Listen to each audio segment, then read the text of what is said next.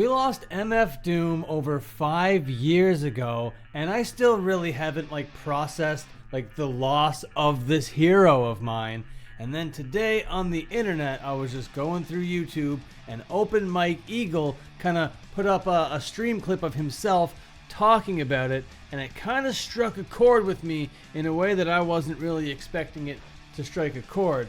So today, I'm going to try to talk through this in a way that I haven't talked through this since it all went down. But before I do, hey, hi, hello, my name is Dan Frampton, and this video is going to be a little bit different than the kinds of videos that I normally make on this channel. I'm not going to be talking about rock and roll or punk rock. I'm going to be talking about another kind of artist that means so much to me. His name is MFDOOM, Daniel Dumoulin, and he might have been known as the villain, but to me, this guy was my literal hero, and I have no idea why it took me so long to wrap my brain and my heart around the loss of MFDOOM. And if you notice the hat that I'm wearing, it is the MFDOOM New Era collab that came out just a couple years before his death, and I'm so stoked that I have it, that I was able to grab it before it disappeared forever. But my love of MFDOOM goes way back before this hat. I think the first time that I heard about MFDOOM was maybe 2004, 2005. I'm not gonna claim that I'm one of the early 90s heads that was listening to all the old grimy ass demos that he had back then. I'm not that kind of guy. If you want to listen to that kind of guy talk about this kind of thing, then Open Mike Eagle is the guy that you're going to want to listen to for that kind of thing. But for me, maybe it was around, I don't know, 2005. That kind of sounds about right.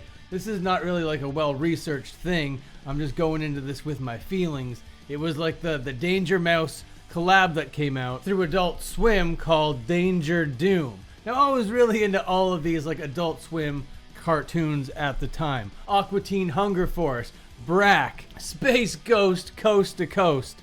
But my all-time favorite show was, of course, Home Movies. Even to this day, Home Movies means so much to me. Me as an artist, the kind of stuff that I want to create, the things that inspire me the most are Home Movies, MFDOOM, and Bob Dylan a little bit of Bob Dylan, maybe 2 or 3 albums of Bob Dylan, but the entirety of Home Movies and the entirety of everything that MFDOOM ever stood for was what I was inspired by the absolute most. When it came to Home Movies, it was kind of the improvisational nature of it all, turning just everyday mundane nothing into something outrageous or ridiculous or abstract or obscure. And the fact that the first season was just all squiggle vision, it was really DIY feeling. It felt just a couple friends in a room somewhere just threw this together as quickly as possible just because they could, just because they had the passion to do it. You know? You had Brendan Small and Lauren Bouchard, Paula Poundstone, for Christ's sake. And the scripts weren't even really scripts. They were just kind of what they called retro scripting, I guess, where they had a loose outline and you went in and just improvised the thing.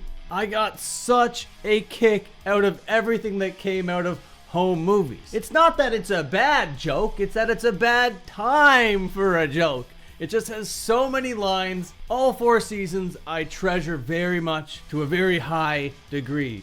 And to that same high degree, we hold MFDOOM and everything that he was able to create and the way that he created it. A point that Open Mike Eagle brings up in his video about it is that Doom really felt like it was a singular vision. The guy who came up with the beat, the guy that produced it, the guy that wrote it, the guy that rapped it, the guy that packaged it all together was one guy, and it really did feel that way, and that resonates with me so much. I am just as stubborn as that. I don't want anybody else touching what I'm creating. I don't necessarily love the collaboration process when it comes to me creating, because me creating is such an extension of my personality. It is such an extension of my heart and my soul, and it's what I want to represent me out there in the world. And I got that exact same vibe from MFDOOM. All the little samples that he got really felt like he was going through tape and reels and going through libraries and just finding the right clip, finding the right sample, tying it all together.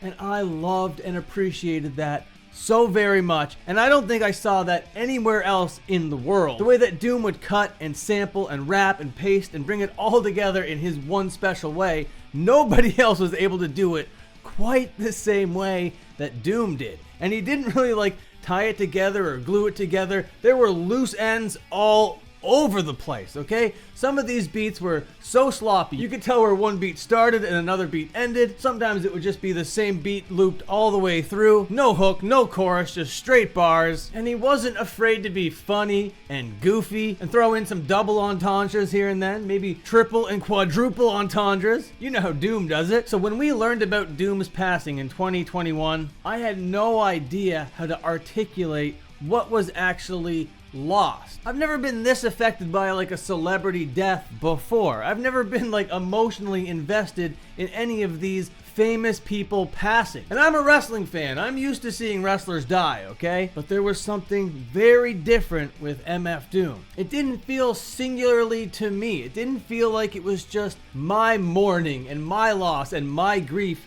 at stake here. And today, when I was listening to Open Mike Eagle talk about it, he said something that really struck such a chord with me, and it was like, it feels like the world now is missing something. I don't know, man. It's like if you wake up one day and all of a sudden there's no salt.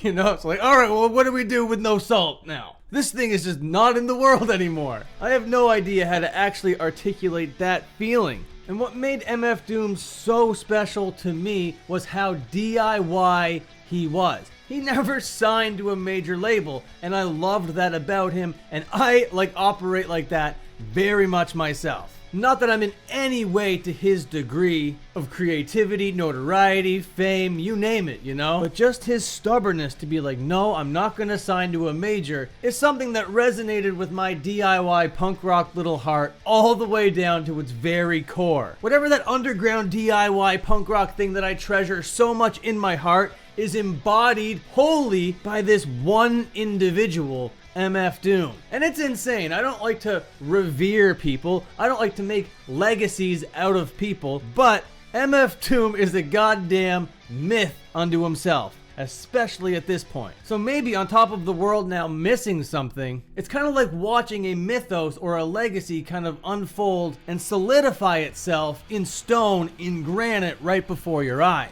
And it's just crazy when the thing that's being solidified as a myth in granite is the thing that means so much to me as an artist. So yeah, there's a part of me where it's me that's grieving the loss of my favorite artist, you know? But then it's the recognition that that one very special thing that only MFDOOM will ever be is now just like not here anymore. And I remember when it happened, just referring to him in my brain and in conversation in past tense was just heartbreaking. I hated to do it. It didn't feel right to be like, MFDOOM was such a good writer. MFDOOM was such a good producer. Can you believe the way that he did things, that MFDOOM? It just felt awful to do that. We still have Keith Richards, Bob Dylan, Angus Young out there at 70 years old, still kicking it. And it just doesn't seem right, just, or fair. But that's just like the world, huh? Not right, just, or fair in any way. And you just gotta kind of grapple with it the best way that you can. Because if you're not laughing, you're gonna be crying. Yeah, so I just wanted to talk about this MFDOOM thing really quick here for a bit. I've only recently been able to start listening to his music again, but before I say goodbye, I gotta remind you to go read my comic that I just put out. I'll leave a link down there in the description. It's called Pit Bros, Chapter 0. Okay, thank you. Take care. Have a good one.